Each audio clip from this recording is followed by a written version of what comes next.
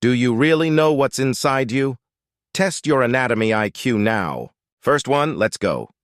What is the name of the longest nerve in the human body? Sciatic. What is the name of the fluid that lubricates joints in the body? Synovial fluid. Which gland is often referred to as the master gland of the body? Pituitary gland. What is the outermost layer of the skin called? Epidermis.